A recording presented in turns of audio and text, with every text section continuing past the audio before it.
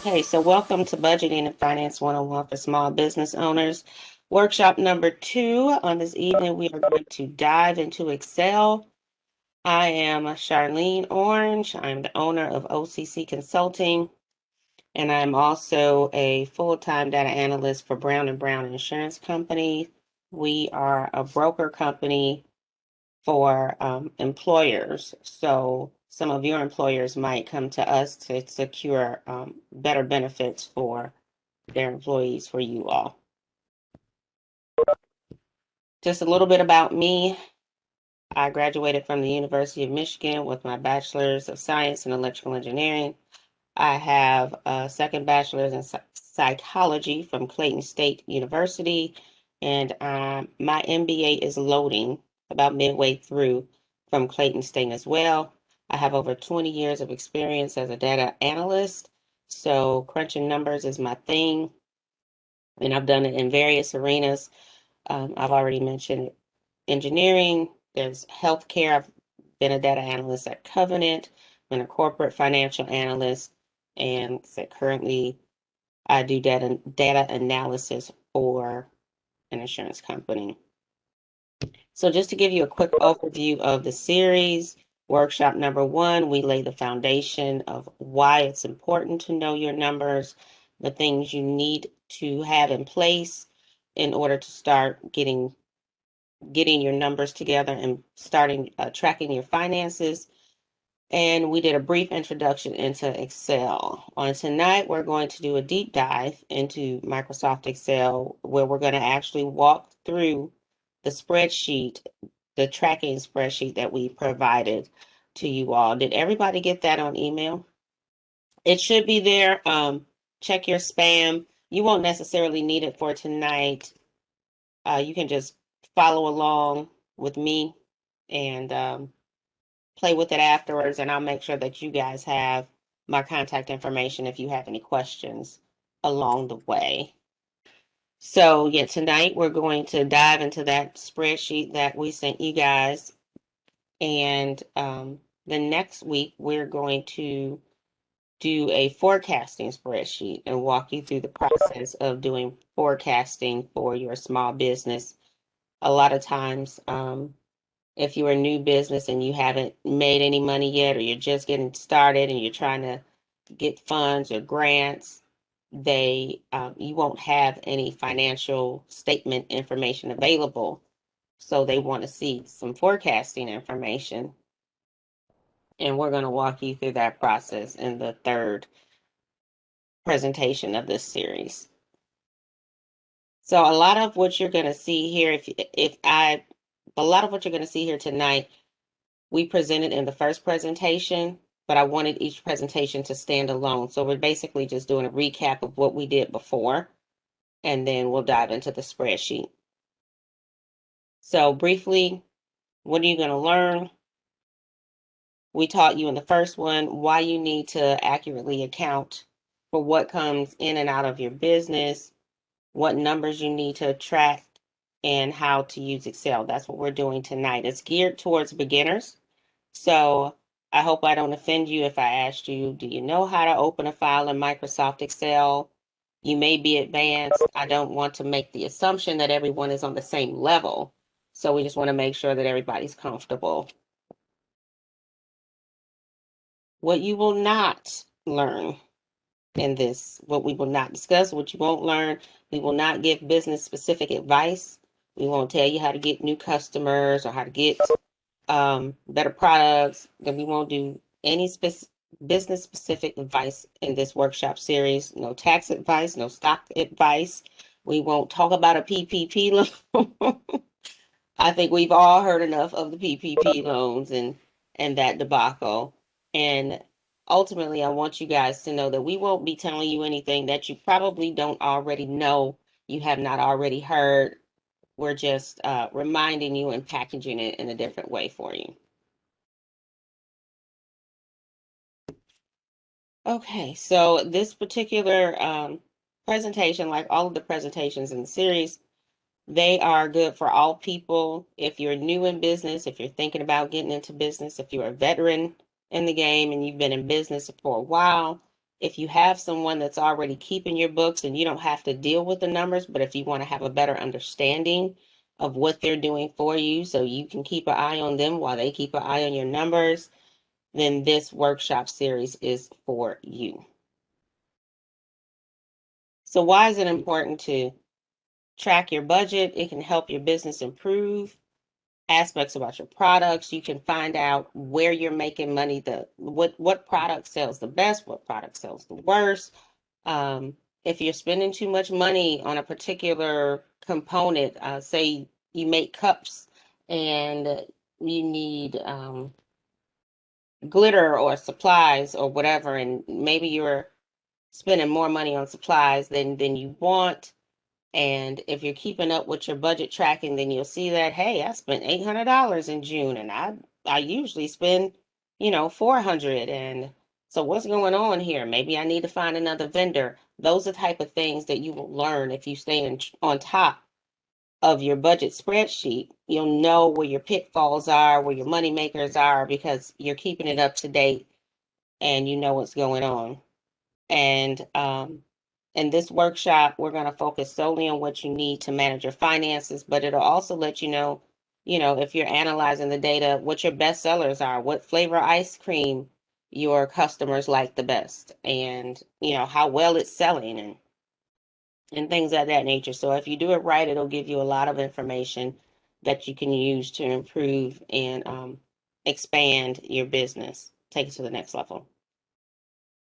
So in the last presentation, I gave 3 examples of budget tracking, knowing your numbers, and in everyday life and why it's important.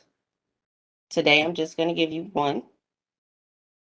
Personal finance. We have all been there before where we have had an overdraft fee. Maybe we swiped our cards one time too many. What we thought we had in our account in our head and what was actually in our account did not agree. And we may have received that ugly $35 overdraft fee. And that's just, basic data analysis in your everyday life. And times have changed. Once upon a time, we had to balance checkbooks with that little ledger that they give you that nobody does anymore. Now we can just log into our account and see what's going in and out. But I said that to say, it's important to know your numbers, because if you go to swipe your card to get some gas and you're overdrafted, then that's not going to work out. So that's just one example of how knowing your numbers is impactful and important to your everyday life. But it's also important to your health. You need to know your heart rate numbers. You need to know your blood pressure numbers. If you're a diabetic, you need to know your blood sugar levels, because those are critical numbers that are important to keeping you alive. And that's a form of data analysis. So just wanted to give you some examples of numbers. Knowing your numbers in every aspect is important to your everyday life to just make it more personal. So, as I mentioned, I have my own consulting company, and what I focus on is helping small businesses. I'm a bookkeeper for small businesses. I help them get organized. I provide notary services. Most of my clients have been in business for a while, but they were keeping their finances in a notebook and they didn't have anything on the computer. Now, they had computers, but they weren't comfortable using them. So, what I do mainly is I automate them. I create a spreadsheet that is specific for them and their needs, tailored to their taste. And then I say, give me all of your receipts, give me all of your um, the receipts of things that you've purchased, give me all of your sales invoices, and I'm going to put this in a spreadsheet for you so you can know where you stand, and either they can keep it up once I've gotten them all set up, then they can keep it up for themselves, or they can pay me and I'll keep it up for them. And the handwritten notebook is a good way to get started. It's better than not doing anything at all. But in the long run, it's a very manual process. And if you ever get audited, that's going to be a nightmare for you, your accountant, for the auditor. So it's best that if you are using pencil and paper and a notebook to track your finances, that you move to either Excel or a QuickBooks or some type of an accounting software to better assist you and make that process a little more user friendly. Some of the reasons small businesses fail, of course, we've heard many of the reasons. We're just going to touch on two that deal with the finances. Poor management. New business owners frequently lack relevant business and management expertise in areas such as finance, purchasing, selling, production, and hiring. And they also don't have a good understanding of how much capital they need to either get started or get going. And that's a major issue. You can't guesstimate what you need to open a small business, or any kind of a business. You need to know exactly, if you're making salads, you need to know exactly how much tomatoes cost wholesale or in bulk. You need to have an accurate picture, and forecasting and or a budget sheet will help you do that. So before we jump into the tools you need, and then we'll dive into the spreadsheet from there, we want to remind you, as we did in the last presentation, don't be intimidated. Please don't be intimidated. A lot of people see the numbers, they think math and they don't want to deal with it, so they just don't. A lot of people that I've worked with, I have seen that they know they're making enough money to be okay. Like, well, I'm not in the hole, I'm not in the red, I can pay my bills, I can pay my employees, and I may have a little bit left over, but they really don't have an accurate depiction of if, they're really only profiting $10 or $100 per month. And that's essential, especially if you want to grow your business. But we don't want you guys to be intimidated. This is very, very easy. What we're going to show you today is literally just basic addition and subtracting. You're adding up stuff, you're subtracting stuff, and once you add up all your expenses and add up all of your sales and you take the difference, then what your profit is or where you stand in that moment. The tools, the spreadsheets, or if you like QuickBooks, a lot of people like QuickBooks, it's going to do the math for you. So once you plug in all of your receipts, it does all of that for you. So don't be intimidated, and know that your business is your baby, as if you don't know that. A lot of us are parents, we have children, we know that we're going to do what it takes to make sure that our children are well fed and safe and happy and doing well, and we want to pour that same type of energy into our businesses because that's part of our livelihood. So, that supports us, it supports our children as well. So remember, your business is your baby and you should take care of it like that. And lastly, we want you all to know that you can do this. This kind of goes back to don't be intimidated. It's not hard, it's not scary, it's your baby. You're not scared to take your baby's temperature if it's sick, or, do what you need to do to take care of your child. Don't be afraid to do what you need to do to make your business flourish. Um, Really briefly, I'm not going to spend a lot of time on this, but we just want to go over the benefits of knowing and tracking your numbers. We've already talked about it being the financial success of your business is at stake here. It gives you an up-to-date look of where you stand with your finances.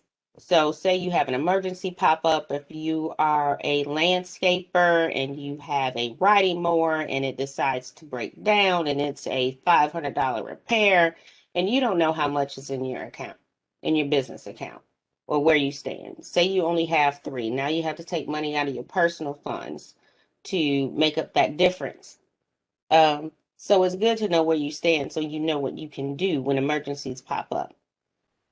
It's important for securing loans and assistance, because wherever you try to get assistance, be it from a bank or be it from an organization like the SEDC, they're going to want to see your financial statements. They're going to want to know your financial history, and your budget sheet lays the foundation for that. Much of the information that is found on a profit and loss statement or cash flow sheet which are all requirements in many instances, is going to be right there in your budget sheet if you're staying on top of it. A lot of that information, you're just going to be able to plug it in like, oh, I know what I spent on, commissions last month, or here's what I spent on my booth rent all year long. It's right there because you stayed on top of it. So all you have to do is plug it in. And for tax time, a lot of business owners wait until tax time to want to get all of their finances in order. To and that is no fun for your accountant. That is no fun for your accountant. So if you have it together, then you don't have to get it together. You can, a lot of my customers, well, my clients rather, can just hand or email the spreadsheet that we've created for them.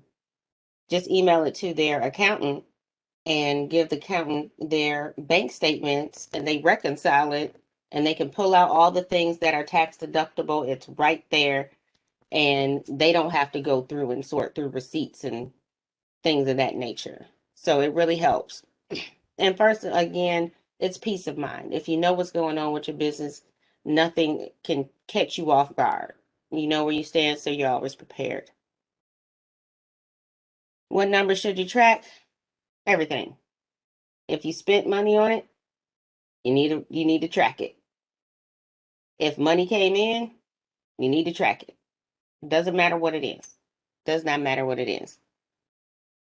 Any expenses. I don't care if you bought a paper clip for your office space. You need that 10-cent receipt to account for that because that's an office supply.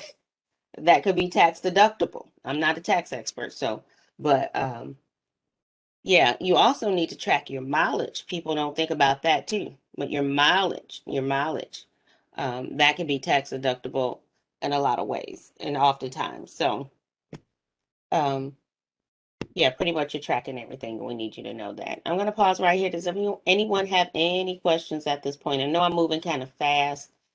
Again, this is just we're just rehashing what we went over in the first presentation for those of you who may have missed it. Any questions by show of hands? Okay. If I have a business, well, kind of two businesses that I want to kind of merge together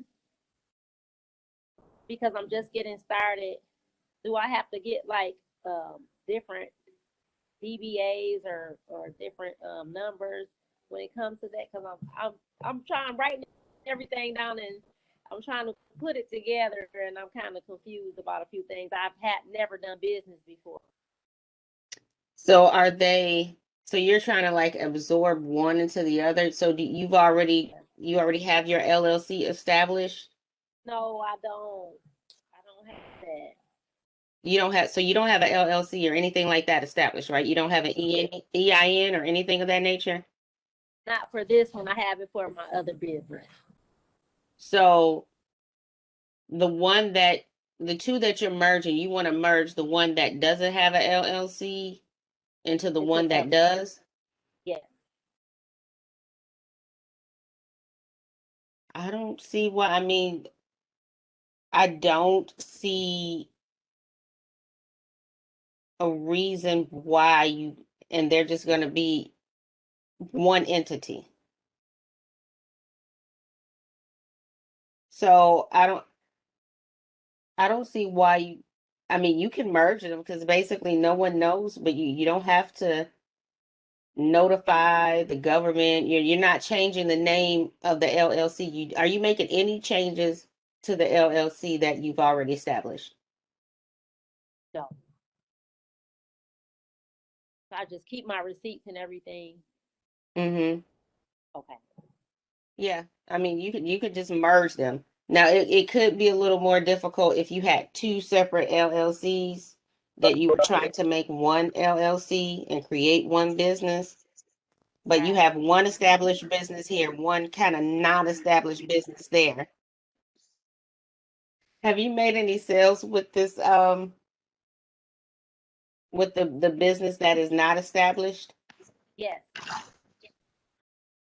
Okay. in my mind's eye, don't quote me because I'm not an expert. I believe that you can just absorb one into the other and just make them work. Let's follow up offline about that as well.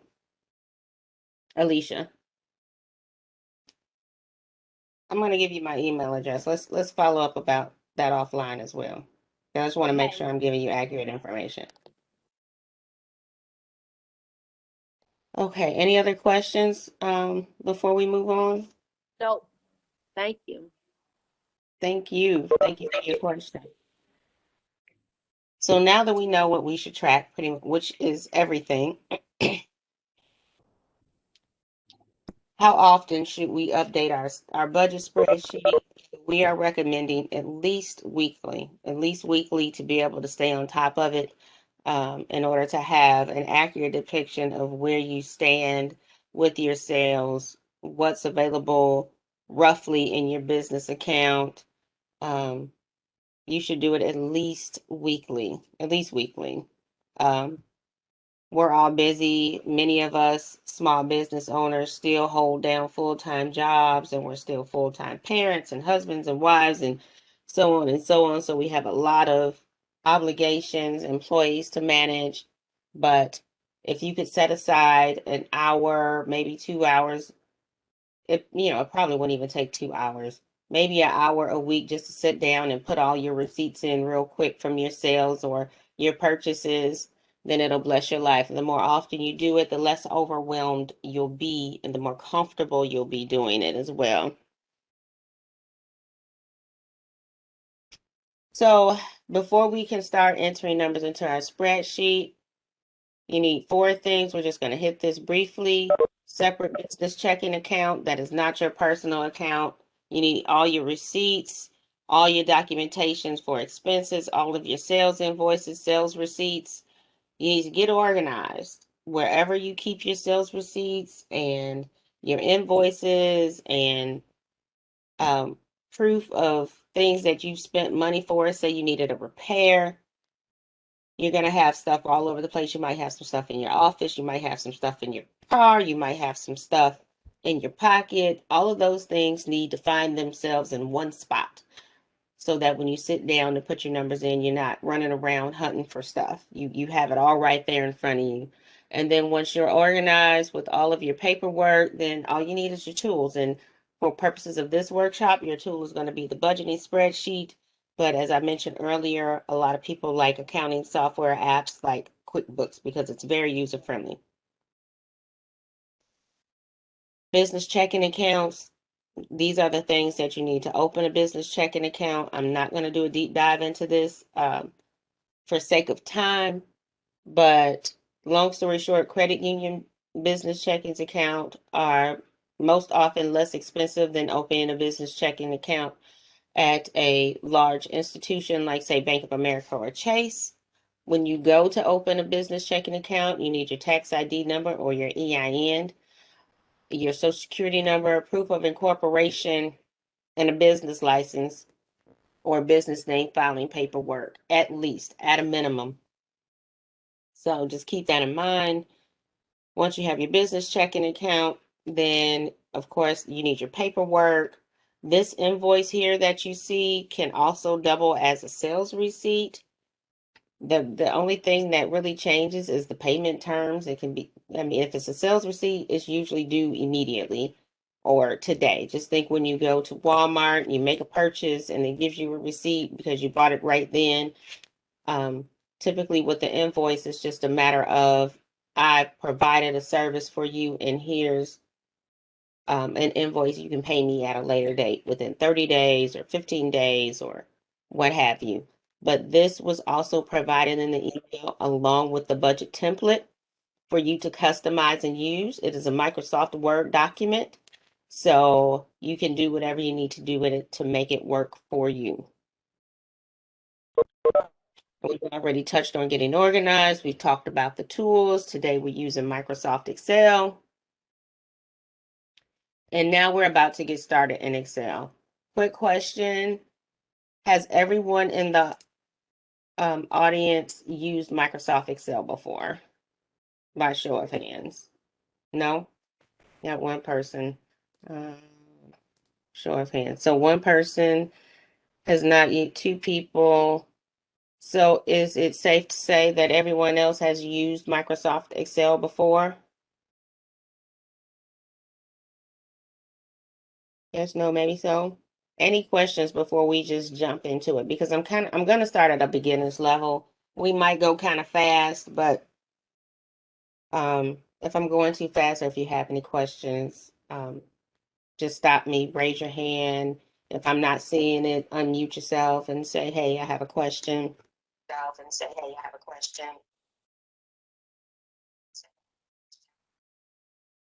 All right, so I am going to stop my screen share for a moment so that I can jump out of this and jump right. This is what the spreadsheet looks like, and this is the yearly overview. And then this is what each month looks like. So I'm going to stop sharing this right now, and I'm going to jump into the actual spreadsheet. So this is the spreadsheet. This is the overview page. On this particular page, you don't put any information here. What happens on this page is all of the information from the individual months. So you have January, February, March, April, May. Each month of the year is in here. This is set up for 2021, but the only thing you need to do in order to make it for 2022 or whatever year you're tracking, if you want to reach back to 2020 and create a spreadsheet for that time, you're literally just going to change the date. Like it's not a big deal at all. Everything is customizable. So right here we called it SEDC tracking, right? Say I want to call it Willie's widgets.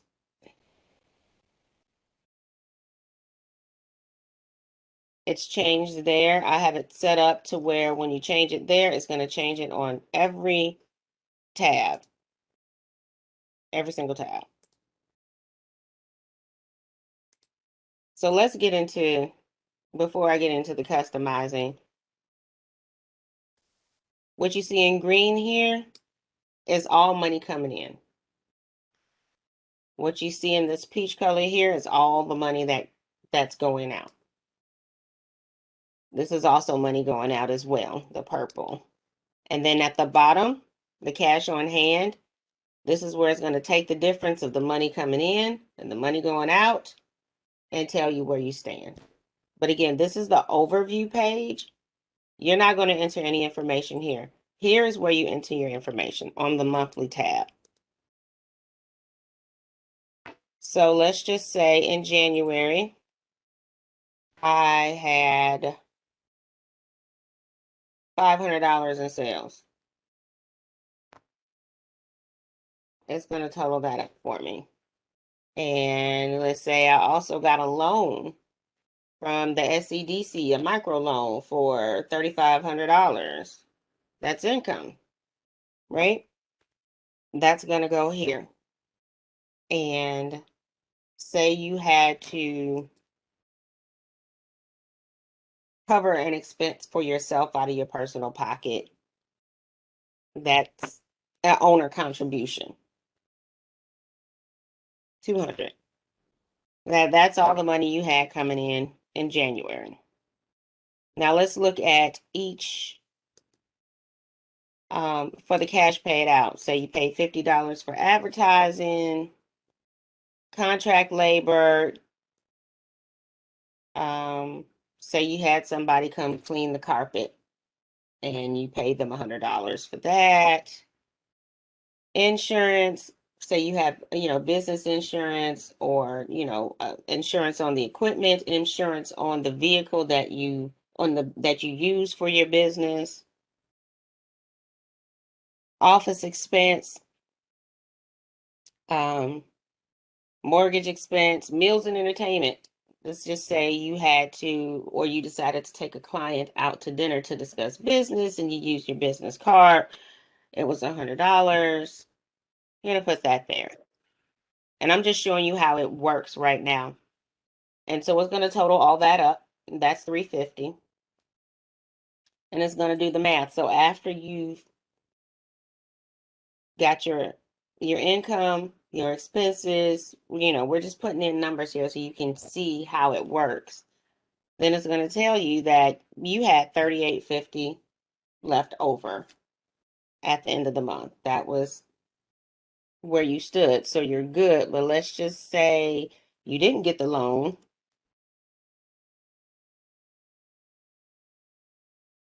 I want to make it go negative. You didn't get the loan. You only made $100 in sales.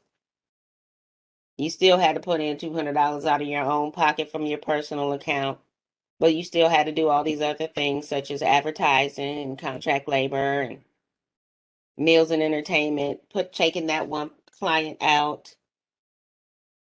This negative number means that you're kind of in the hole. You overspent. You put more out than you had coming in a particular month. All of these numbers are in dollars, obviously. And I want you to see that we put these numbers on the January tab. When you go to the overview, you're going to see them show up here because it pulls it in. The spreadsheet is set up so that it pulls the numbers in for each particular month. Any questions at this point from anybody? Because what we're going to do next is just kind of go through the line items in each category. So cash receipts, and you can modify any of this. You can modify any of the text here to make it suit your needs. So cash sales, or if you're a hairdresser, you could put here client served. Can you hear me? Okay. Uh-huh. You had mentioned when you were going through the different sections, you had mentioned when you utilize monies from your personal account. So say you don't have the funds in your business account, so you take from your personal because you obviously have to cover those bills. Where do you record that on your spreadsheet when you utilize your own money to cover Owner contributions. Okay. Mm-hmm. Thank you. Yeah, absolutely. Good question. Thank you for that. So yes, that's owner contributions.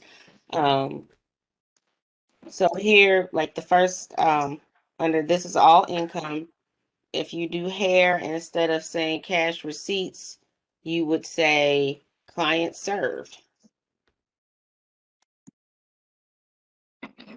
You can, so I want you guys to see that you can customize this however you need to see fit, as long as you know that everything in green is money coming in, and everything in orange or that peachy color is money going out.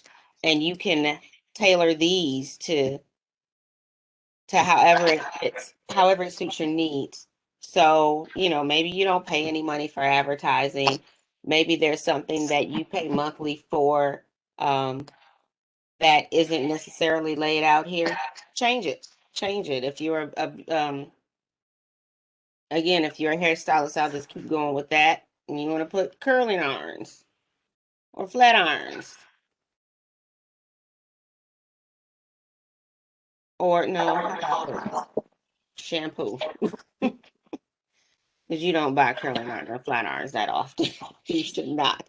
But if you want to see how much money and track what you're spending on shampoo every month, if there's something on this list of expenses that doesn't that you don't need, you can either delete it or just don't use it.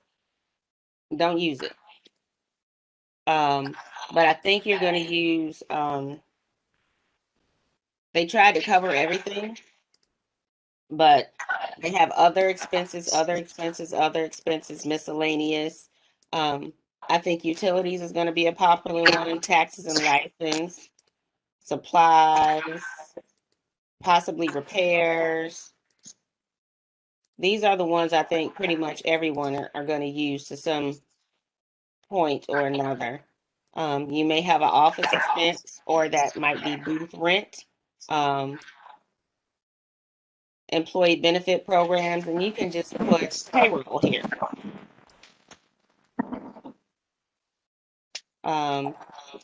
A lot of people do pay for advertising. Even you know how you can boost an ad on Facebook and you pay $5 or $10 or whatever that is. That's advertising. That needs to go right here. So mortgage interest, meals, and like they try to think of everything, but if there's anything on this list of expenses that does not work for you or you need to customize, you can customize it. But no, you'll have to customize it in every month because it's only going to change it in January. So if you need to know how to do that, actually all you would do, say you wanted to make a change here, you would copy it and you can paste it right here to the overview. And you can paste it to every tab so you don't have to retype it in. Does everybody here know how to copy and paste? Oh, I got you. I got you, Alicia. I got you. Don't worry about it. I got you. So does everybody kind of get an idea of how, and let's just go ahead and put some numbers in for February. I'm gonna blow this up. Let's say you had a good month in February, you did $2,000 in sales, returns and allowances. Somebody brought product back. No, that's not returns and allowances. Yeah, because it goes back to inventory. Collections on accounts receivable.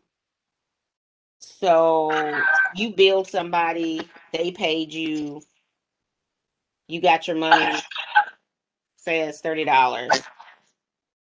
Loan proceeds, interest, other income, whatever you need that to be. Let's say you got a rebate check from Lowe's. You could put that here and use that, rebate check from Lowe's. And you had a good month in sales, so you didn't have to pay any money out of pocket. So no owner contributions here. Maybe you did a $20 Facebook ad. So your payroll was $500. I don't know if you have employees. And so you're at 1610 profit for the month with just that little bit that we put in. And again, I want you to see that as we put these numbers in for February, it brought it on over here to the overview page. So again, you don't put any, and it totals it for you at the bottom here. So you don't put on the overview page, you're not typing in anything at all. It's going to pull it from the individual monthly tabs. Now, what I've been doing here is just putting numbers in, right? Just saying 100, but say you've got 5 receipts that total $100. You can do this 2 ways. Now, well, no, you can do it 3 ways. You can take your 5 receipts, right? Say you got a,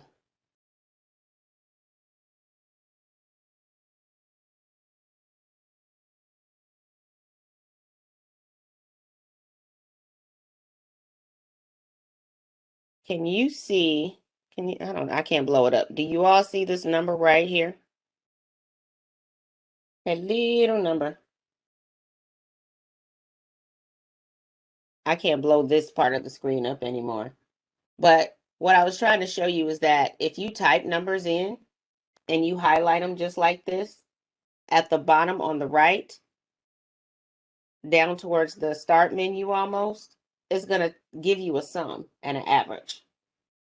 So right here, it adds it up for you. Same thing with these numbers here. If you highlight these numbers here, if you highlight any set of numbers on Excel, at the bottom, it's going to give you the sum.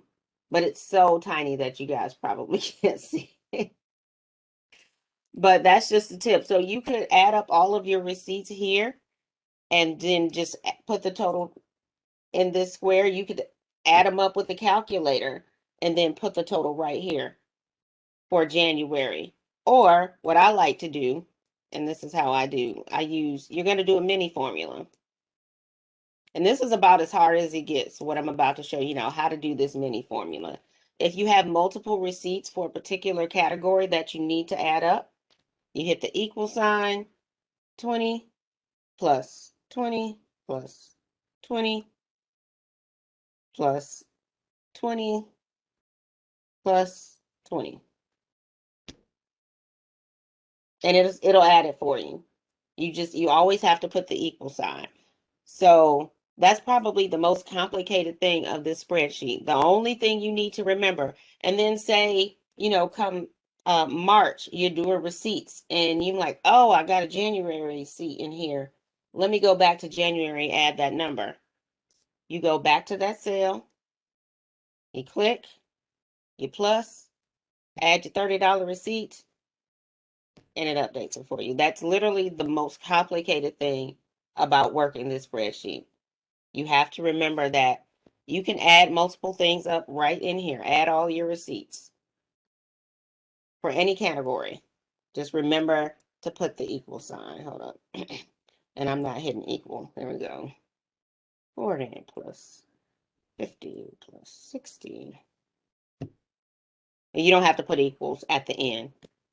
And it's going to add it up. And that holds true for any category. So say you did, 3 Facebook advertisements for $50 in the month of January.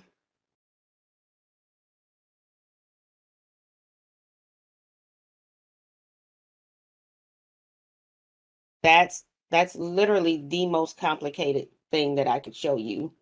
Now I can give you plenty of tips and tricks. Again, like I said, if you wanted to take all of your receipts and put them over here, your 3 Facebook ads, you can go across like this,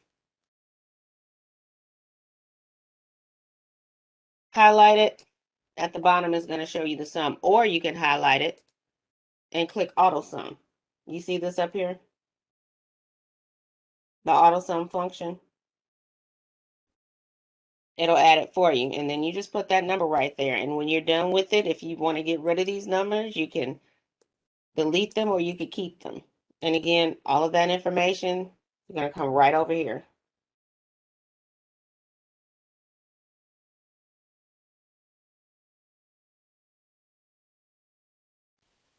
I'm trying to think. There are so many tips and tricks.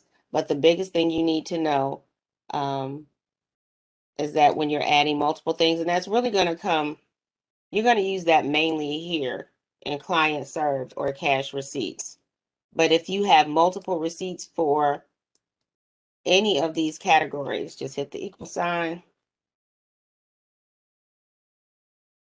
and add it up right here. And that's a formula. And if you, like I said, if you want to do it inside of Excel,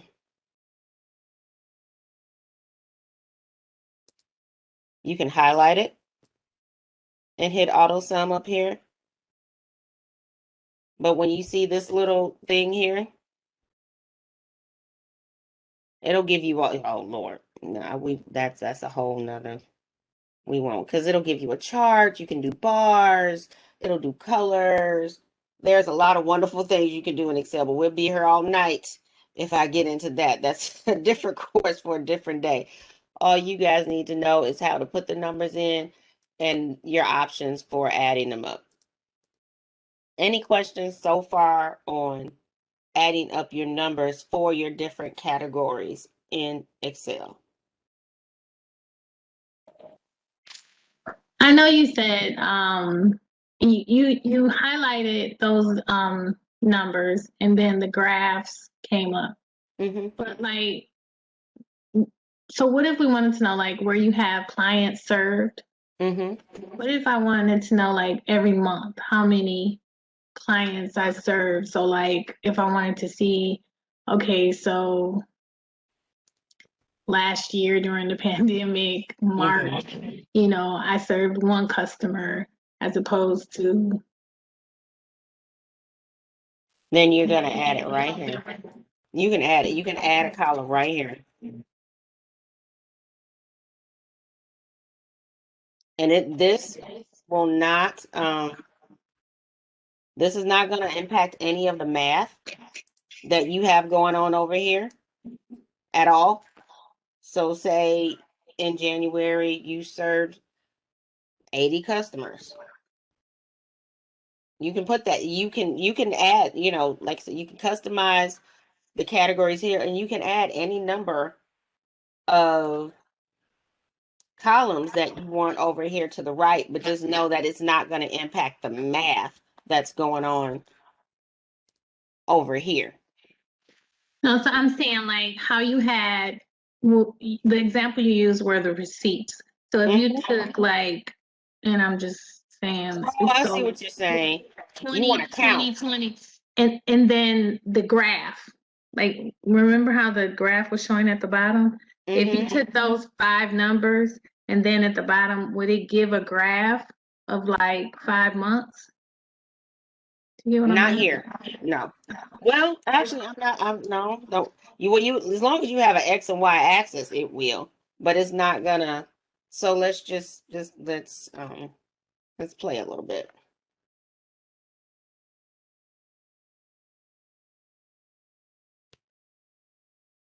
So when I did this, and you saw that, and you wanted to see, but see, there's nothing for it to chart with. It's just we have to have it either has to be number of customers by day of the week, Yeah. on Monday, Tuesday, Wednesday, or even by, like, say we want to do week 1, week 2, week 3.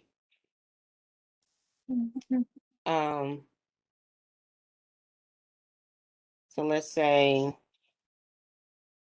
and this is the beautiful thing about Excel that you can't do with QuickBooks. Like, you can do this type of thing on the fly and create special, a specialized graph, small graph containing any information you want it to have.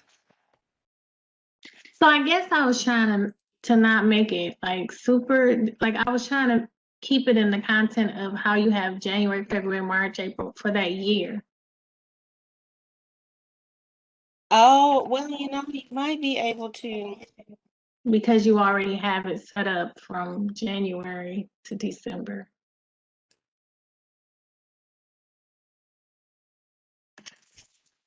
Hold on. So I guess a better example is if I started my business last January, couldn't that show me how my customers increased or how business increased or something like that? So, and it can. And once you have all of your numbers in here, you can create a really quick chart like this. Mm-hmm. And Yeah. we can hit it offline, but yeah, this is the type of thing that you can do with Excel. And it's really easy. And once you have all of your numbers in here for the year, for your and I'll undo this. But yeah, you see it's just showing what we just put in for your cash sales.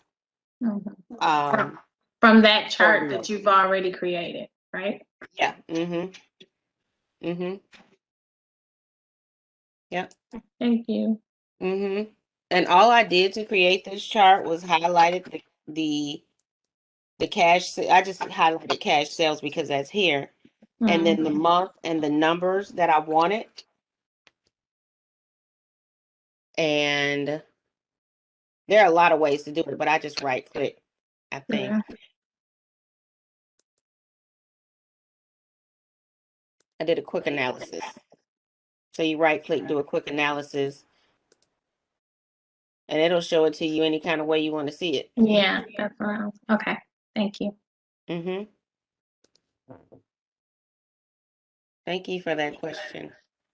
So all of this is completely customizable with regards to the categories. Again, the only thing you really need to know here is when you're entering multiple receipts and you want to enter it here, hit the equal sign and just add up each receipt. If you don't want to do it that way, you can have your stack of receipts next to you, add them all up on the calculator, and just put the total here. I prefer to do it with the equal sign so I can see the amount of each transaction and know how many transactions there were. I like to see that detail. but that's just the nerd in me.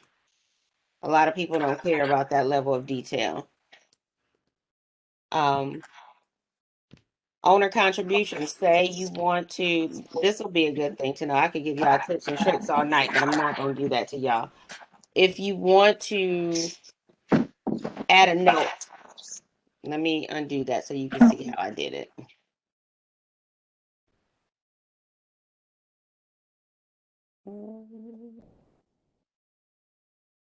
Delete. All right. We'll delete the note. If you want to add a note, you right click, you hit new note and say loan to self to cover machine repair.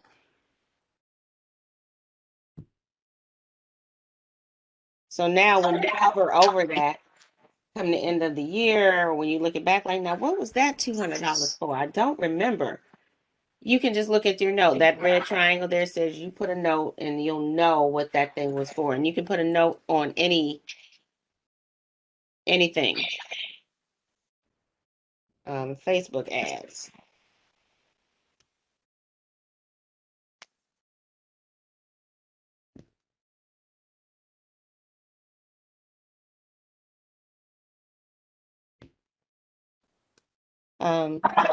Yeah, so in January, it's just like February, it's just like March. Each month is the same. Don't worry about, say it's June and you're just getting started. Just put your numbers in from June and move forward. Just move forward. Then if you want to, like I said, if you want to reach back and do one for 2020, then just save a copy for this as, Willie's Widgets Budget Tracking 2020 and enter your numbers in. You can start at any point. Any questions thus far? Any additional questions? I see a hand, but I think that's an old hand. Go ahead, Keisha. I just wanted to say, since you guys received the template via the email with the registration and the link and everything, it would be a good idea to keep that template blank and do a save as and do like 2021 and then do 20, because you could keep using it. Like, you know what I mean? So you'd have that blank template that will automatically have the functions and everything already in it. So you could just name this one, for example, do a save as and say budget expenses for 2021. And then when 2022 comes in, you can go to that same template and do budget expenses for 2022, if you haven't graduated to anything else. So that way you could continually use the template over and over and over again. Good point. Like I said, and all of this is customizable. This is a template that we modified for you guys. It was originally said 2018. All I had to do was change the dates. So it's and then they have it such that, this is the original template that they provided, but it wasn't multiple tabs. I created this overview tab by feeding each individual month into it. But the original template was actually just this. It was just a one pager. But that's not we didn't think it was as user friendly. We thought it might be best for everyone to be able to do it by month and just have it feed into the overview so that you can have that annual perspective or know where I have a year to date picture of where you are, because as you update this is going to update with you so you know where you are year to date. It's only going to be as current as you keep it. And so you won't know where you stand in June if you haven't updated it since March. You know what I'm saying? So it's really important to not just have the tool, but try to get into the habit of setting the time aside to use it. We didn't make it very sexy. We didn't make it very pretty. We didn't put a whole lot of bells and whistles on this thing because we wanted to just be very simple and straightforward and easy to use. One other thing that you should know, you cannot put text in anything that's meant for numbers. So this is where it's doing the math. So if you click in the cell and you look up here, you know there's a formula. Don't type anything there because you're going to lose your formula. You don't want to lose your formula, even though they're just adding things up. But let's just do a test. In January, I'm going to put test here, right? It's going to let you know that you can't put text in a field that's meant for numbers. The only thing that you're going to put in here is numbers. It's not going to let you do it. So listen, that you need to know that you can't put text where numbers go. And don't be alarmed if you make a mistake. You need to become accustomed with the undo button. Undo it. You know, if I put 500 here at 5,000, I meant to put 500, or you know, if I make a mistake, you can always go back and undo. But just be sure, Lord, let me say this before we get ready to end here. Save as you go. Because Lord, you don't want to get through the whole month of January and you got all your numbers in and you're feeling accomplished, and then something happens and your laptop dies or something and you didn't save, and now you have to redo it. But save often, save frequently. And I just want to say it one more time. When you're entering numbers and you have multiple receipts for a month, hit the equal sign and just start adding them up.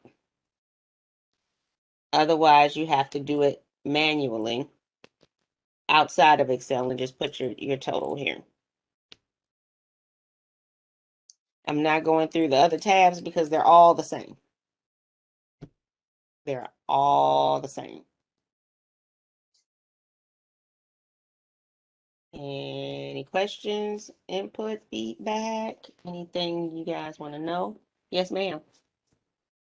Alicia? Okay, so are you saying that this template is in the email, or do I have to get like a program? Or I just have a Chromebook. I don't have a MacBook or anything like that. Do you have Microsoft Office on your Chromebook? Do you have Microsoft Word? Yeah, check and see. And then if you don't, a lot of times they do though. They'll have like a home version or some type of version to where it'll let you open the file. But if not, do you have a Gmail account? That my email account? Do you have a Gmail account? A Gmail, yes. Okay, you can upload this into your documents and you can use Google Sheets. And it's just like Excel. It's analogous and it's free. And you can open it and work on it there and save it to your desktop, keep it saved on the cloud, however, it works for you. But you can open this using Google Sheets if you do not have Microsoft Excel or a compatible program to open it. Thank you. Mm-hmm. Any other questions?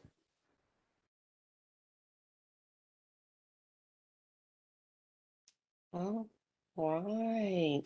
The last thing I wanted to say, because I think I'm about to talk y'all to death now, and if you have, I'm gonna put my email address in the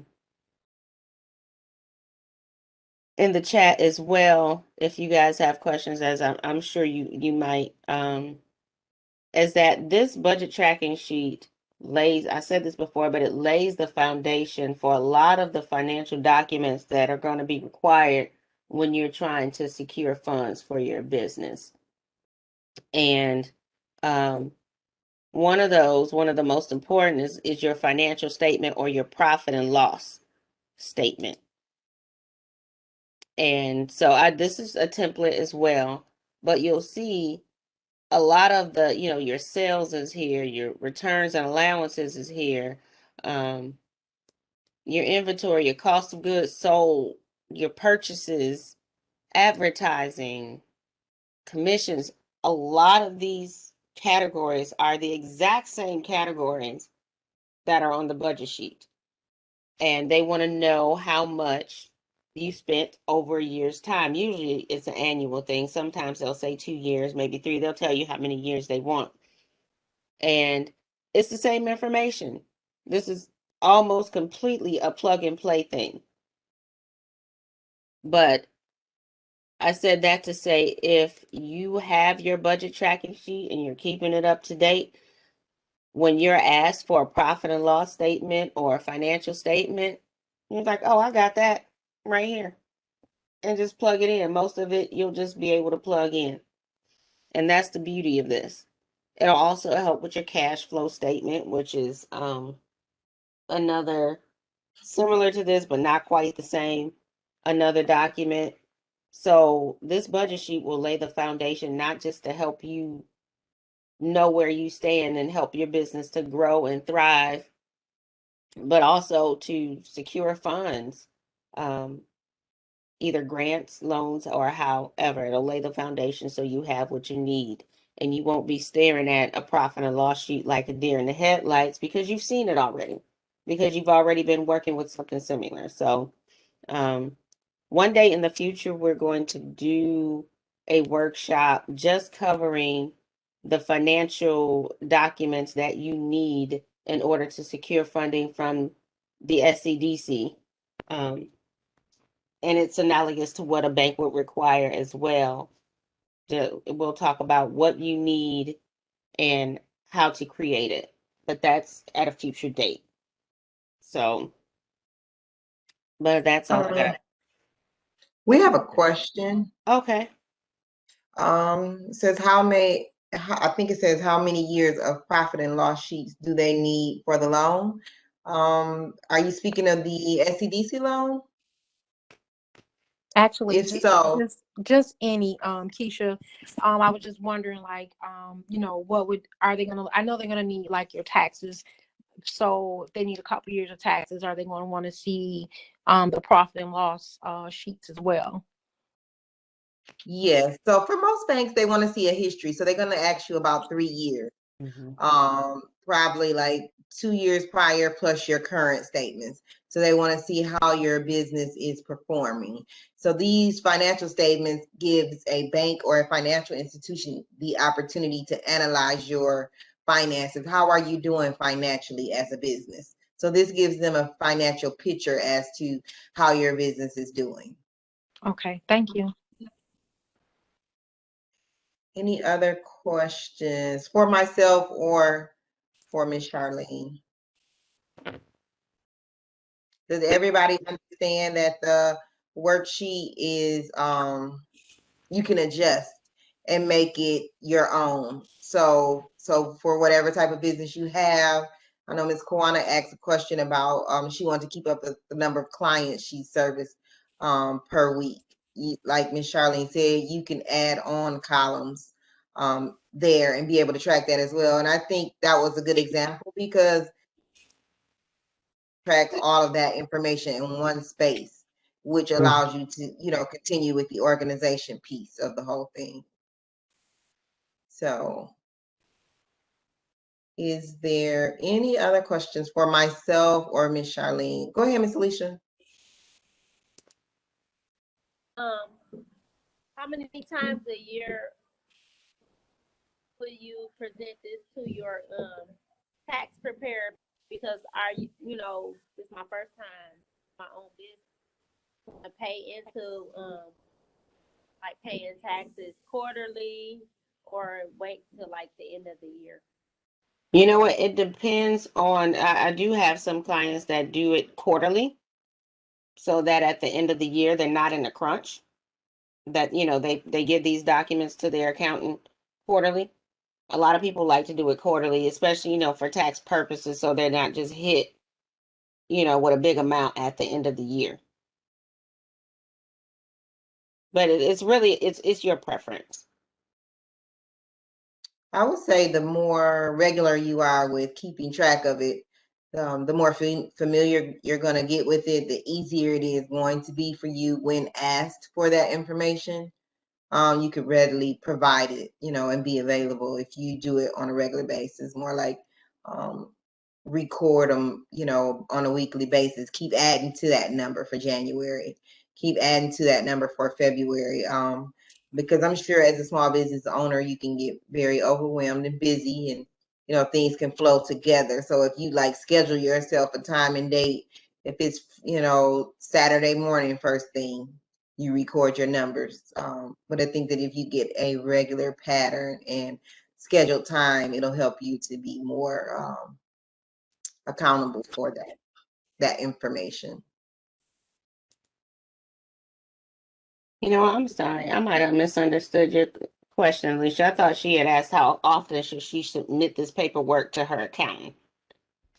She did ask that. Oh, okay. All right. Yeah, you're fine.